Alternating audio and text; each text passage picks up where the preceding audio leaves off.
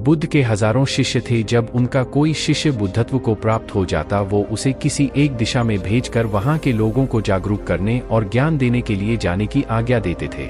बुद्ध का एक शिष्य बुद्ध के संदिग्ध में 6 वर्षों से था। वो एक दिन महात्मा बुद्ध के पास आया और बुद्ध से कहा, हे बुद्ध, मुझे आपके पास आए 6 साल हो गए। मेरे बाद कितने शिष्य आए, उन्हें आपने इस बीच किसी एक दिशा में ज्ञान देने के लिए भेजा, लेकिन मुझे अभी तक नहीं भेजा। क्या मुझे अभी तक बुद्धत्व प्राप्त नहीं हुआ? बुद्ध मुस्कुराए और बोले, यह तो तुम्हें खुद समझना होगा कि तुम्हें बुद्धत्व प्राप्त हुआ है या नहीं। शिष्य बोला, हे बुद्ध, आपने मुझे इन 6 सालों में जो भी उपदेश दिया, मुझे वो सब याद है।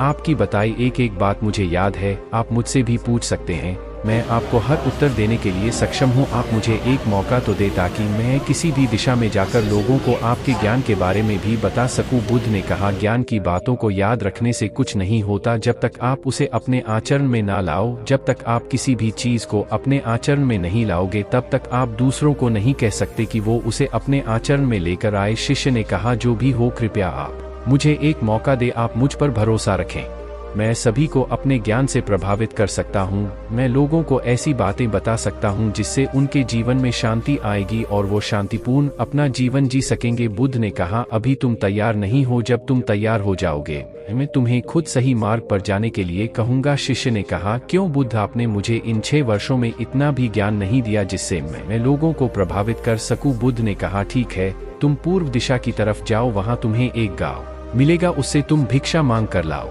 और वहां के लोगों को अपने ज्ञान से मदद करना। कल सुबह तुम वहां अकेले जाना और शाम को आकर मुझे बताना तुमने कैसे वहां के लोगों की मदद की। वह शिष्य ये सब सुनकर बेहद खुश हो गया और बुद्ध का आशीर्वाद लेकर चला गया और वह रात भर ज्ञान समेटता रहा और मन ही मन सोच रहा था कि मैं कल ऐसे ज्ञान की छाप छोड़ूंगा कि वहां के लोगों के साथ बुद्ध भी मुझसे प्रभावित हो जाएंगे। सुबह उठकर वो महात्मा बुद्ध को प्रणाम करने गया। उन्हें प्रणाम कर वह पूर्व की तरफ निकल गया। शाम को जब वह वापस आया तो बुद्ध ने देखा कि उस शिष्य के माथे पर चोट लगी है और खून बह रहा है। बुद्ध ने उसे पट्टी की और पूछा, तुम्हें यह चोट कैसे लगी? शिष्य ने कहा कि बुद्धि, वहाँ के लोग बेहद दुष्ट हैं, उन्हें जरा भी बुद्धि नहीं है। मैं उस गांव में भिक्षा लेने गया पर किसी ने मुझे भिक्षा नहीं दी, सब मुझे गालियां दे रहे थे। एक व्यक्ति ने तो मुझे भी भिक्षा तो दी लेकिन नीचे फेंक कर और कहा, इसे उठा लो। मैंने उन्हें काफी समझाया लेकिन वह मेरी बात सुनने को तैयार ही नहीं थे। उल्टा उन्होंने मेरे साथ हाथापाई की जिससे मुझे चोट लग गई है। बुद्ध, आप मुझे दूसरी जगह भेजें जहाँ के लोगों में बुद्धि हो, इस तरह ना हो। बुद्ध उसकी बात सुनकर मुस्कुराए और बोले कि अगर तुम्हें दूसरे गांव में भी ऐसे ही लोग मिले तब तुम क्या करोगे? शिष्य ने कहा, हे बुद्ध, ऐसे लोगों को कोई ज्ञान नहीं दे सकता, वह लोग अज्ञानी है, उन्हें कौन समझाए? बुद्ध ने कहा, वह लोग अज्ञानी नहीं बल्कि ज्ञानी हैं। उनके पास बहुत बुद्धि है परंतु उनके पास खुद का ज्ञान है। अब अगर तुम किसी दूसरे के ज्ञान को चोट पहुंचाओगे तो वह कुछ तो कहेंगे ही तुम्हें। ऐसे लोग हर जगह मिलेंगे, तब तुम अपना ज्ञान उन्हें कैसे दोगे? बुद्ध ने शिष्य को कहा कि आज तुम आराम करो, कल शाम को मेरे पास आना। शिष्य बुद्ध को प्रणाम करके चला गया। अगली शाम जब वह वापस बुद्ध के पास आया तब वहां एक और बुद्ध का शिष्य मौजूद था। उनके हाथ में चोट लगी हुई थी। बुद्ध ने उस शिष्य के हाथ पर चोट देख उस पर पट्टी की और उस शिष्य से पूछा कि तुम्हें यह चोट कैसे लगी?